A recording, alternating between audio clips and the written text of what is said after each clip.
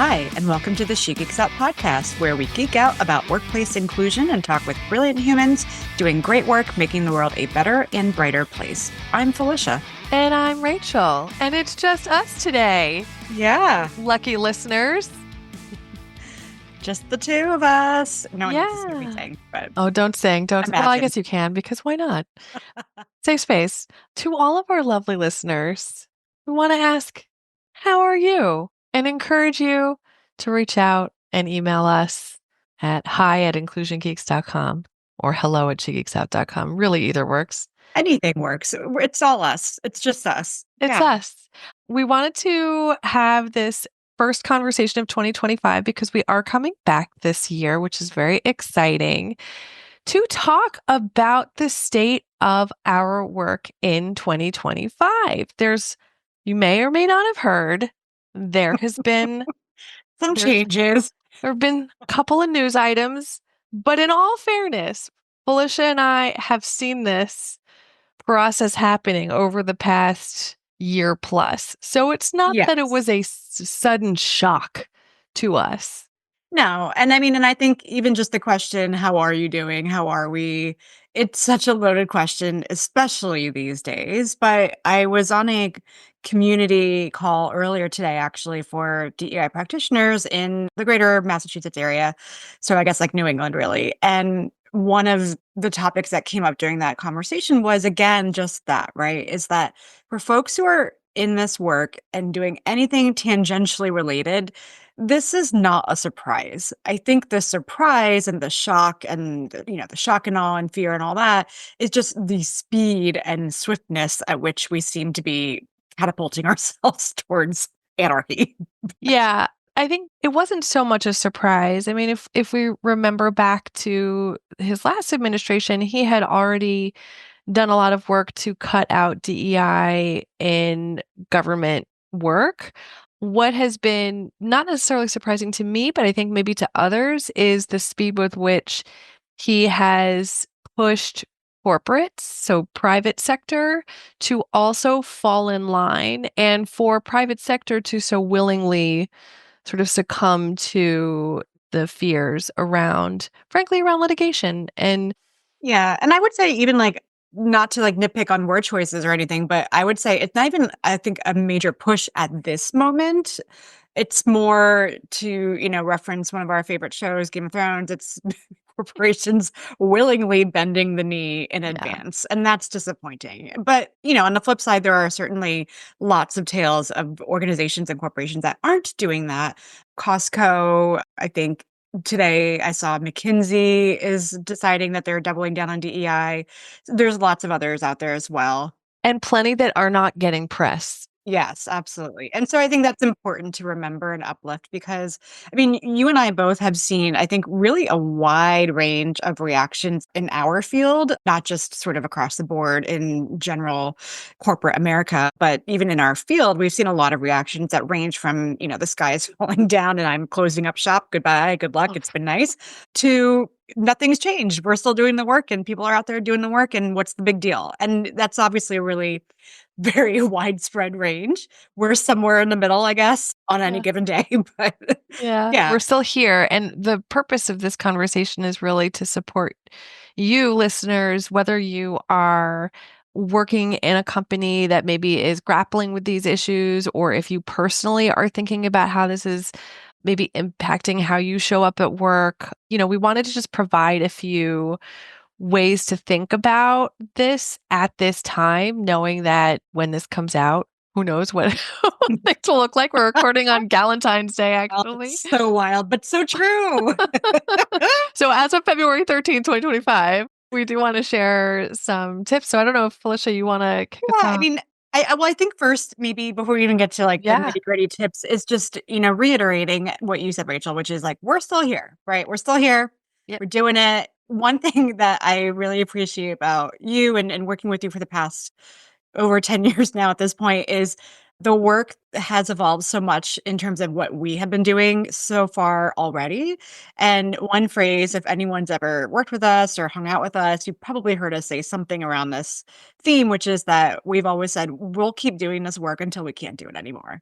Now, Mhm. we thought that that would mean that we'd fixed all the problems.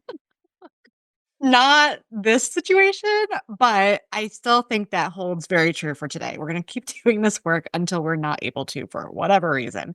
And the same goes for the podcast. So we're figuring out what that means because, like you said, things are changing so quickly and we are adjusting to it too. And so even with these tips, they may be obsolete by the time you hear them. They may be even more relevant than ever, but we're here to try to figure out what's going on for us and for you all and supporting you listeners as well. So with that being said, I guess the first thing is just really one thing that we have been doing, and I think different DEI practitioners are taking different approaches to this angle, but we have been playing around with the language that we're using. And so one of the things that I love to say is let's slip the spinach in with a smoothie. So you know what? You don't want to eat your greens? Great. I'm going to grind them up and put them in something sweet for you. And that's Yeah. kind of how we think about this work. So you don't want to talk about racism or whatever. Great, let's talk about civility, which is literally what people are shifting towards, hot from our front desk. So let's talk about civility. But guess what? What that actually means is we're going to still talk about microaggressions. We might just not talk about it in that explicit of terms, but it's still coming across. And I think as a DEI organization and as practitioners, that's always been kind of the nature of the work. It evolves. We use different language, we use different terminology. And, you talk a lot as well, Rachel, I know about meeting people where they're at. And I think that really exemplifies kind of how we're thinking about this work right now. We're trying to meet the moment where it's at, even if we don't love where it's at. Yeah, so as we see the language shift, just yeah, noting that that does not mean that we are watering down the actual Yeah. work. Mm. So yeah, so thank you for sharing that. And I would say another tip, I guess, suggestion for folks is really think about why you're doing this work. So reconnect. It's can be really sort of overwhelming, but I think this is a really great way to ground you in sort of trying to stay present. And so when why is this important? Why are we doing this? What does it matter to you? What is the point of it, right? And even when things look maybe a little bit darker than we would like, I think focusing on that personal deep value reason why you get up in the morning. What is it that you're doing? Why are you putting clothes on in the morning? How are you showing up, right? And why? What is it? Is it about supporting your colleagues? Is it about making sure you're just feeling like you're doing the right thing? Is it that you are thinking about the world in terms that are maybe beyond money? What does it mean to do this work for you? So I think that's an important piece to this as well. Yeah. And I think when you say things like doing the work, obviously that's going to mean something different for everyone. Like folks like us, we're talking about that in a certain angle. I've been hearing, and I know we've talked a lot about ourselves personally about where we're choosing to spend our money and our dollars. And okay, great. We're not going to shop at whatever it is. I'm like, I can't even pick one of the terrible companies that's out there. Target. Okay. Yes. Anyone who's a longtime listener of this podcast in particular knows that I was like such a ride or die for a Yeah. Target, such a ride or die to the Yeah. point that my last apartment before I moved out to Western Massachusetts, I literally told my now husband, I was like, it has to be within walking distance of a Target. That was my one of my top criterias. I don't shop there anymore, and I'm choosing to spend money in other places. And I think we also have to be realistic. Some of you might live in a place where you can't not afford to shop at a Walmart or Target because that's the only thing available to you. Right. You have to deal with your realities. But I've also been seeing a lot of folks talk about organizations like PBS, for example, which is shifting in their how they're addressing this moment. And the reality is PBS is very heavily federal funded. And so if they want to survive, they have to make certain choices. And so thinking about what are those choices that we're making and how do we want to sort of show up in that way. And I think a lot of that, to your point of like reconnecting with the why, but also reconnecting with what grounds us. Because I don't know about you. Well, actually, I know about you because we talk about this a lot, but like it is, it is a lot. And it's so tempting to just doom scroll and get super overwhelmed by the news. And I'm not going to lie, I will probably continue to get super overwhelmed by the news at various points in time over the next whatever time frame we're looking at. But I think on the flip side, what's been really important for me is just thinking about, okay, so what can I do to alleviate that, even if it's just a little bit? So for me, I'm really trying to make sure I continue going to my local pottery studio, which is great because you cannot be on a screen unless you really want to destroy it with clay and water. So it's getting my hands dirty, getting, creating, making things. I've been attending so many of these community circles and practitioner webinars and check-ins around that front because it feels good to just connect with other people who are again in this and thinking about things in some of the same ways, and then reconnecting with friends too and just saying, "Let's go out and get a drink," or "Let's go for a hike," or "Get outside," or do something around that frame. So that's kind of what I've been thinking. But what are you doing, Rachel, to ground yourself these days? Yeah, thank you so much for talking about, like, the sort of getting a hobby. I feel like that is definitely something that is So important. critical these days. Yeah, and it's something that we had started to think about, I feel like last year too, is like, okay, it's important to do the work, know that you're grounded. And I just want to make one point too, as far as like, aligning our values with where we spend our money. I want to make sure that there's no shame either, that like we are in this like soup of sort of like late stage capitalism where we are all sort of complicit in it. And I think it's very easy for us to blame ourselves for every financial choice we make and every employment choice we make too. So if you are listening and you're like, oh my God, I work for Amazon and they're like doing terrible things and I feel really bad, cut yourself some slack. Like Yeah. we still got to pay them bills. If you can find another job, great. The market is kind of wild right now. So like do not add to the chaos with like judgment on yourself on top of everything else. That's such an important point because I think, like, and there's such extremes, right? And, like, you will Yeah. hear people say, like, "You should not work for these companies or spend any money," and I think it's just is really case by case, and, like, it's so Yeah. hard to make these fast and absolute rules because just we live in this capitalistic, terrible Yeah, society. we are in the soup. So it's, Yeah. and we are not the ones that are all powerful. I mean, at the end of the day, I would love to think that making this one choice, but if we don't do it all collectively, which is really hard for us as a country to do, it's hard to make that kind of impact. I will make a plug. I think February 28th is like Buy Nothing Day. So Yeah, I saw that. Mhm. yeah, so if you have that opportunity, I think Buy Nothing is actually a fairly low bar, easy thing to do. So that hopefully can be done, but that's okay, and if you can't either. Don't destroy your own peace and comfort and safety if you Yes, but if you that can, then it's a great collective action. absolutely, that's right. But back to your hobby thing, yes, so I volunteer at the San Diego Zoo, and that is my happy place, and they do amazing conservation work, and I swear to God, I said, if I come back as anything, I think I wanna come back as one of the lovely animals at the San Diego Zoo. They have I know that there's some people who are very anti, but I think they have a really nice life, and it feels a lot safer than being out in the wild and getting eaten by something, Well, I was so gonna ask, I was like, so you wouldn't wanna be just running on the plains of somewhere? nope, nope. I'd definitely be the one in the back getting eaten. You're like, So 3 meals a day, thank you very much. exactly. Save space and 3 meals a day? Delightful. I think about that with we both are cat owners, and one of my cats is a rescue who was feral on the streets of Brooklyn, New York as a kitten, and we always joke because he literally marched himself inside and was like, "This is nice, I'm not leaving." Yeah, And I feel like exactly. that would be like you if you were reincarnated. You were like, "Yep, I'm 100%. good. No, thanks." 100%. 100%. So yeah, that's probably my main thing. I do wanna talk a little bit too about the news and the staying informed but not doom scrolling, which I think Yeah, tell you me know what are the answers? What's the secret?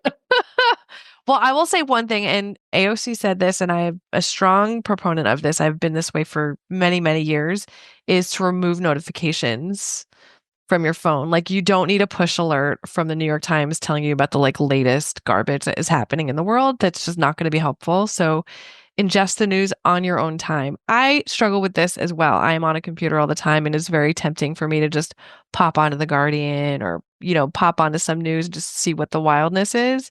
But if you can, try to limit it. So I view it as like staring at the don't stare at the sun. Get the nice solar glasses, Don't burn your eyeballs out. look at it for like a second, yeah, and then like look away. And I also want to strongly suggest that you be really aware of where you're getting your news sources. I personally have seen a huge shift in media coverage from before January 20th to now on the main news outlets, whether that's CNN or CNBC, or there has been a noticeable lack of any sort of protesting that's happening. There's no Yes. coverage on that, which I think is very Disturbing. disturbing. It really is. So I've actually been I've been very carefully, and this is a great example of we're in the soup, right? And social media is really problematic, and Meta is an awful, awful company. And yet I will stand by I don't have Facebook, but I will stand by my very selective, highly curated Instagram feed that is absolutely a part of my echo chamber. No doubt I am under no Yeah. disillusionment. I'm very clear on that. But what I am getting is news that I can then go and fact check, and that is going to be relevant to me Mhm. and what I want to see. Yeah. I Uh, think that trust element is important because trust has been broken in a lot of spaces, including news channels and news outlets. I'm the same way. So I don't have to worry about push notifications because I don't have any news apps on my phones, thank God. But like you, I have eyeballs and I get very distracted by scrolling on all the different platforms. And like you, I still have a lot of social media accounts in various places for various reasons. And I can talk about that later. But one of the things I want to mention is, again, like the sources is really important. So what I have found personally has been really helpful is I know you and I both read The Guardian, which I find to be a great viewpoint because it's outside of the US and so mhm, gives a much more objective viewpoint into what's happening both globally as well as within our country. I think as far as trusted sources that I find really amazing right now are Rolling Stone, Teen Vogue, mm, Wired. Those are 3 top tier, telling it like it is, speaking truth to power news outlets. I mean, again, Teen Vogue, like, honestly, if you've been doing anything in the last 5, 8 years, like, you already know, but if you don't mm, know, you gotta check them out. Like, you think they're not just a teeny bopper magazine. They're really doing amazing journalism. So I think those sources are great. I know there's also a lot of really great newsletters out there as well. So we both read Heather Cox Richardson's Letter from an American. There's Your Local Epidemiologist, which I have been reading ever since 2020 in the early days of COVID, which I think is fantastic. There's a couple Substacks out there that I'll put links in the show notes, but there's a few that I follow that are doing things like reporting on FDA recalls, which is not a thing anymore, but they're reporting things like that, like what medicines and drugs are out there that maybe we shouldn't be using. Dr. Jen Gunter is doing a lot of really great work around women's health in particular. There's the Invisible Woman Substack, which is still out there, and that's an amazing book if you haven't read it, which has been out for a while. So there's a lot of great, I think, like individual places to find news that I think are still trustworthy and relevant and helpful.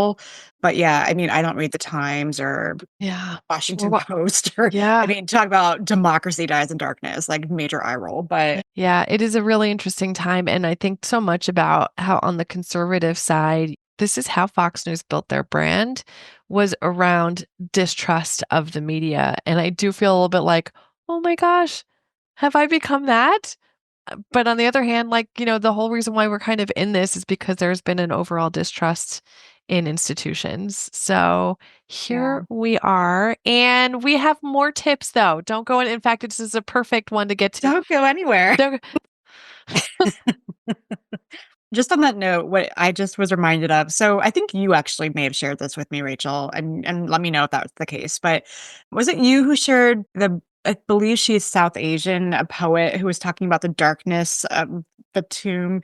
Yeah. So we'll have to look her up. I don't remember her Yes. name off the top of my head, but this a very powerful clip that I saw from Rachel, where this woman is speaking, and I think it's like spoken word poetry, or she's Yes. just an amazing speaker. But she was basically saying like we have to reframe our thinking. It's not the darkness of the tomb; it's the darkness of the womb, and this is going to be a rebirth.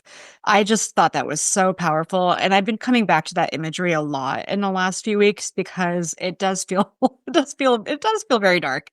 But, maybe this is just we're evolving and we're going through change and rebirth, and it's messy and violent, but it's also going to come into something new. So that's, I Yes. guess, like my little sliver of hope that I'm clinging to because, the reality is that if we just completely give in to despair and fear and feeling overwhelmed and not caring anymore, then that's when we will have truly lost. Like, that's just the reality of it. And it is so hard to not give in when it seems so terrible. So I know that when Trump was elected, like the rate of suicides and trans and LGBT teens went up, like skyrocketed. And like, I know there's so much fear and just literal despair out there right now. But I also think that on the flip side, again, it's about how do we build community? How do we lean into each other? How do we make sure that we're taking care of each other? And one thing that I've been doing, which I don't know if it's a source of hope necessarily, because it's probably just more stress for me, but I have gotten really involved in my local government lately. So I was appointed a few weeks ago to city council in East Hampton, where I live, Yay. and which is exciting. And it's like a whole other job that I'm doing now for very little to no pay and lots of stress. But the reality is, what we talked about a lot and what we learned 8 years ago when Trump initially got elected was that we cannot impact federal level, international level laws and executive orders and changes like that, right? We are not in those kinds of positions. But what we can do is impact our friends, our family, our community, the people that we, are neighbors with. And so I think that's what I've been really choosing to lean into because I can see that, okay, you and I are doers. We want to do stuff. We Mhm. want to take action. We can't just sit back. And so we're taking action through Inclusion Geeks and our work and the kind of thing we're talking about right now. But we can also take action, whether it's getting into local government. I was just talking with a friend this morning on Instagram where she was posting a bunch of stories and she was talking about some of the stuff that's happening. And she was kind of balancing it with like taking joy in what's going on, but also talking about the realities of Elon Musk and Trump and what's going on. And she was saying that it's in part because she realized that a lot of her family members had no idea what was happening. And they thought that Musk was just like a kooky, fun guy who's hanging out with Trump As a and kid. have no clue what is happening. And she was like, I'm trying my best, even if it's just an Instagram story, to try to both not break those connections because it's important not to just get rid of it, but to just keep it going and try to like infuse some of that information and that different ways of thinking into different spaces. So I think again, just like whatever that hope is for you, whether it's again going to the zoo and volunteering, whether it's making art, whether it's calling a friend, like I think just even calling friends the last few weeks has been really powerful to just check in and listen and talk because everyone's going through some variation of something right now. Yeah, yeah, I think that's true. And I'm gonna acknowledge the fact that there are people out there that are genuinely incredibly excited for what is Oh, happening. sure. And that is a reality. And so if you are one of those listeners and you're like, I don't even understand Well, why everyone is freaking out. also, why are you listening? I'd love to know. Well, it's possible. Maybe other people are like curious about, still what what this is about. What Email us at hi@inclusiongeeks.com and hopefully don't be nasty. Thank you. Yeah, please don't be mean to us. If you do decide to email us and disagree with what we have to say. We've gotten plenty of those already. Your comrades have already taken care of it. Don't worry. Hilarious.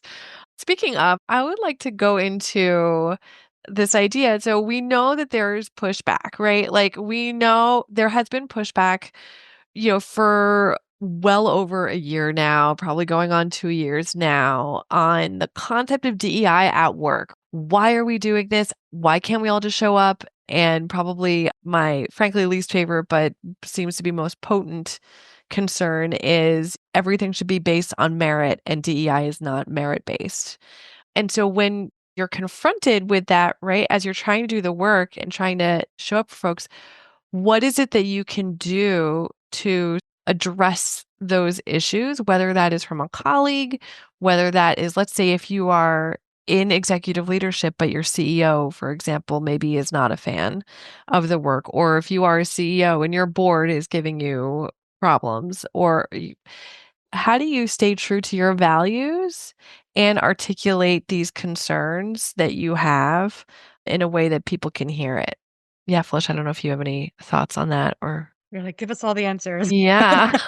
Well, I don't have all the answers, I have some answers. I mentioned earlier I was part of this practitioner community call this morning, and this was one of the topics that came up, and the takeaway was that saying anything is better than complete silence. So even if you can't say much, even just saying it's real wild or it's very complicated or we're working on thinking through what this means or whatever it might be, that's better if you're in these kinds of positions, especially within corporations and organizations, than just completely ignoring the reality, which is that no matter what the makeup is of your organization, there may be people who, like you said, are happy, who are devastated, whatever in between. We're collectively going through a very traumatic time right now because there are just, again, so much change that is happening.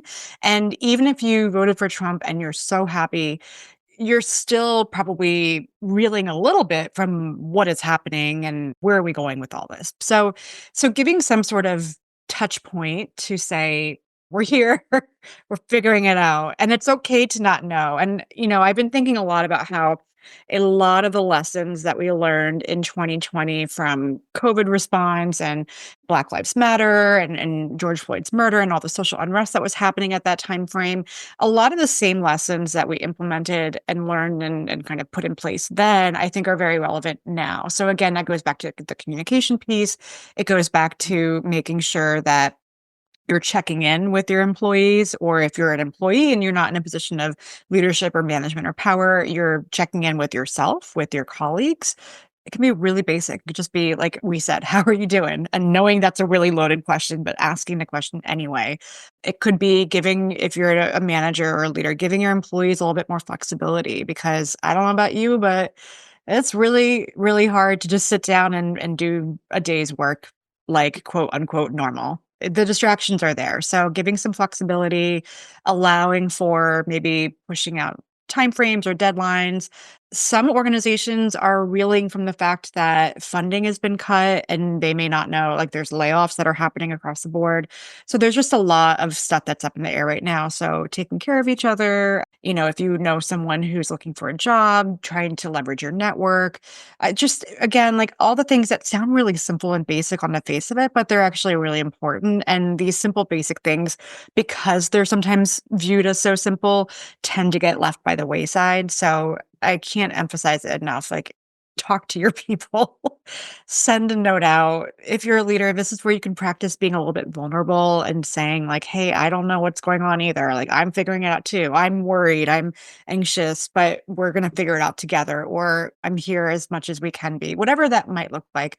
If you're at a bigger organization, and you probably have resources built in already. So, like an EAP program or access to mental health or whatever that might look like. Those are resources that perhaps you already have in place that you can emphasize and remind people that they have access to them.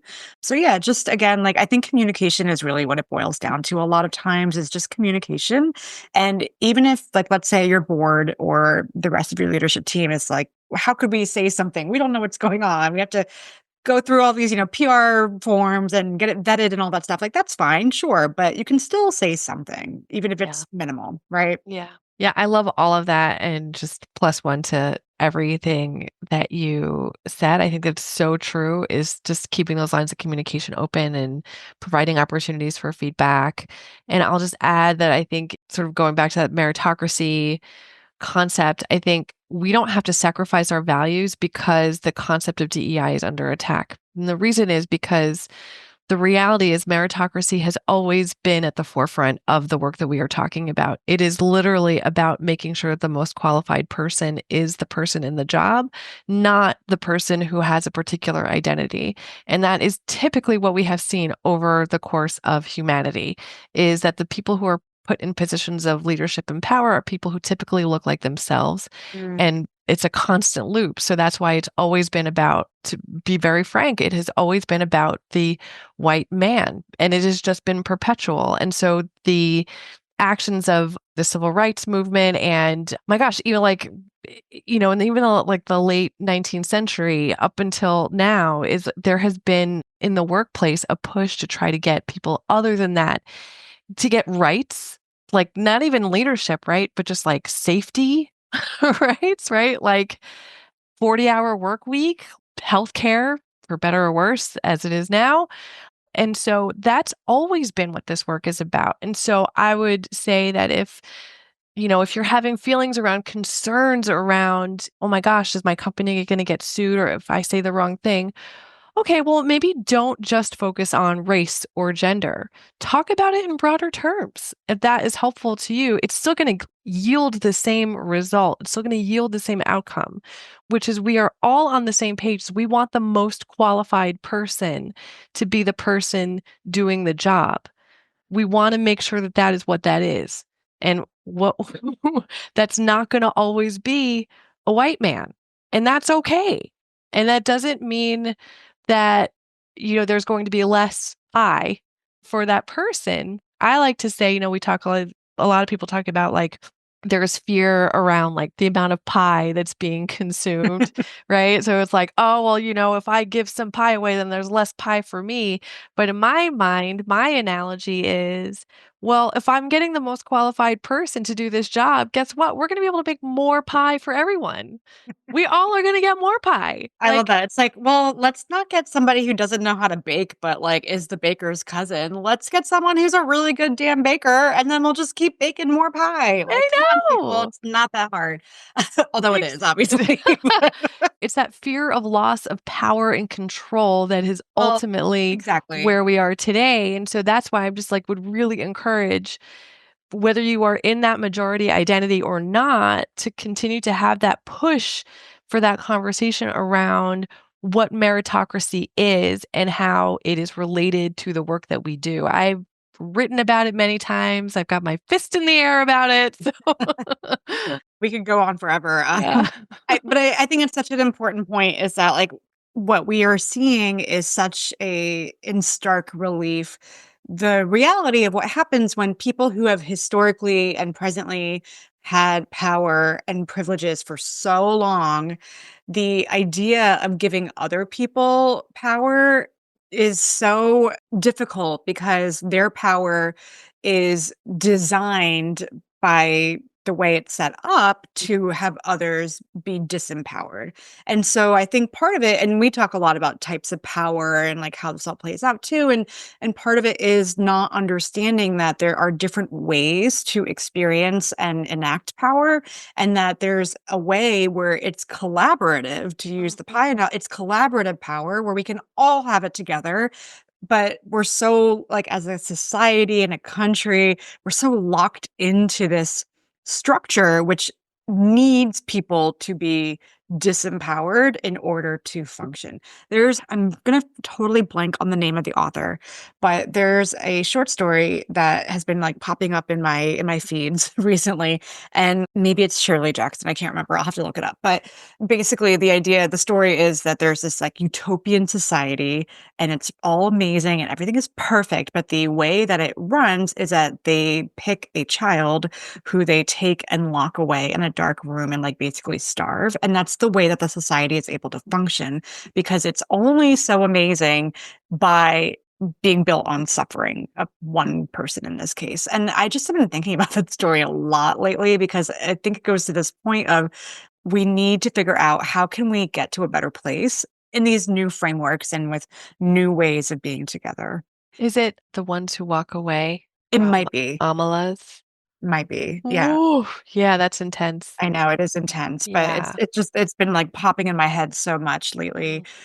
But, I think the other thing I wanna talk really quickly about too is, like, this you said it earlier, like, this sort of backlash, attack, whatever you wanna call it, on DEI, it's not new, like, we as folks in the field have seen this coming since, I would say, mid-2022, at least. And so, again, in this conversation I had earlier today, other practitioners were saying the same thing. They're like, "It's not shocking. We knew this was coming." It was, there were a lot of signs out there. But part of it is too, like, this is just the latest thing that people have fixated on to be angry Mhm, about. mhm. So a few years ago, it was CRT, critical race theory. People were like, that's a legal thing. Why are you freaking out about kindergartners who are not going to be dealing with this? But that was like the big thing that everyone was going after. Now it's DEI. It's going to be something else tomorrow. But the unfortunate thing is that I think the scary thing rather is that we don't want the next thing to be specific groups of people, which is where it seems like it could be going.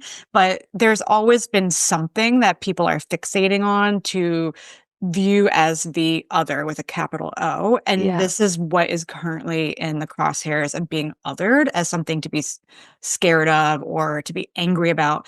And in the work that we do, and as a facilitator, if I put that hat on, a lot of times what I think about and what I've thought about in the last, however many years I've been doing this work is there's certainly always resistance. It might look different, it might show up in different ways, and it might be really obvious or really subtle, but it's always about trying to figure out what is the root cause of the resistance because I can't tell you how many times I've had a training or a conversation or whatever with somebody who, let's say, like a middle-aged white man or older person, and they're so anti the conversation. But if you start to have a chat and you start to unpack a little bit of it, you're like, where is this coming from? And then you start to understand the kernel that's inside that feeds all this negativity and fear and violence and hatred. And I think that what gives me hope still is that I think that in the last couple years, we were so violently and abruptly thrown into as a society talking about race in particular. And it was on the heels of having our first Black president, Obama. And I think that we were not ready as a society, which that's a whole other discussion. And I won't get into that at this point, but we were not ready for it, but it happened. And this is again part of this backlash against that. So what we need to figure out is, okay, what is the unifying factor that's going to actually be something that we can agree on to talk about that really is going to highlight what's going on in our society right now? And I really truly believe that if not for what happened with the election in the US, I think it would have been disability, but that's fallen by the wayside. So I think that now it's going to be class. Like I think Yeah. socioeconomic class is going to be the one thing that can potentially like really unify all of these different groups of people, no matter what their thoughts are on DEI or wokeism or race theory or whatever it might be, because that's what we're really seeing. We're getting pushed into this discussion. So that's my thought on that. Yeah, I mean, you know how I feel about that. I think so much about that is correct. I saw someone with a great sign that said, "I'm not on the right or the left, I'm on the bottom," with so many other Yes. Oh my people. God. Yeah. And I think that that is ultimately it has been a lot of these culture wars, as we all know, have been a distraction that has been perpetuated by the people in power that love that we are divided, right? Because it helps them to continue to get all of the wonderful benefits of late stage capitalism that they have, and it won't be until we as a people, the, 99% come together and realize that ultimately what the issue is that I think we are unfortunately going to continue on with these culture wars, which again, I will say that while DEI may be on its face because that is what the media perpetuates, is a simply about identity, it is so much more than that. It is that, it is so much more than that also. So, and I will just echo with what you said too, and we will definitely put that many things in the show notes. And Valerie Kaur, I believe is that how you pronounce her last name, Kaur.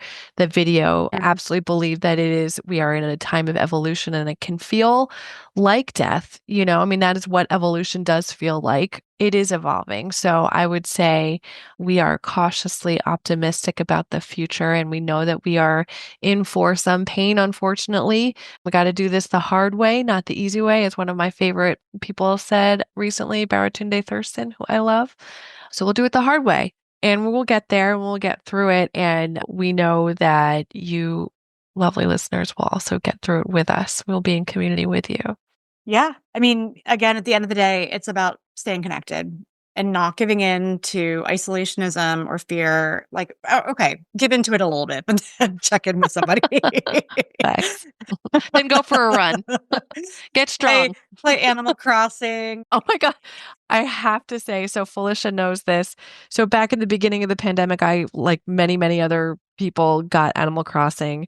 And I actually recently decided to wipe out my old island and start anew here in 2025. And I was playing the other day, and my husband said to me, he was like, he goes, "Yeah, no one can hurt you here." And I was like, "That's right." I just think about that now. It's the funniest thing. Oh, slayed me. Yeah, so find a place where no one can hurt you. And I will just say, just remember that you personally and businesses and teams that continue to stay in your truth and your values of fairness and inclusion, you will come out stronger in the end. And we will do this in community.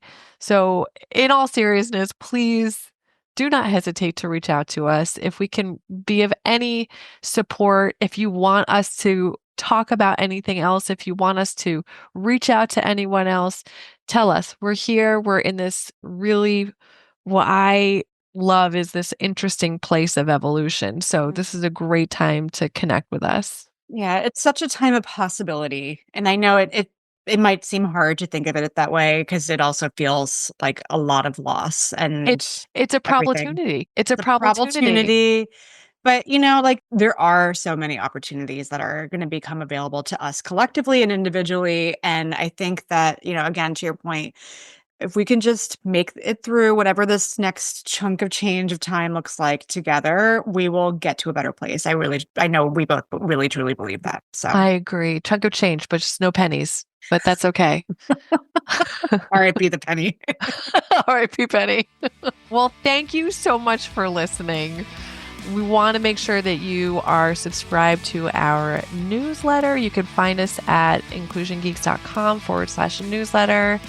So subscribe to our pod so you can listen to all the fun other episodes that we have from our archive. Yeah, and don't forget to rate, share, and subscribe. It really does make a big difference in the reach of our podcast and our work, which is still continuing, as we have said. You can check us out on YouTube, Instagram, LinkedIn. We're actually also on Blue Sky and Threads. That's yours truly. So if you see it being super active, just know that I'm probably playing Animal Crossing and trying to avoid the reality of the world, but we're there too. And yeah, just keep in touch with us. Stay up to date on all things Inclusion Geeks and stay geeky. Yeah.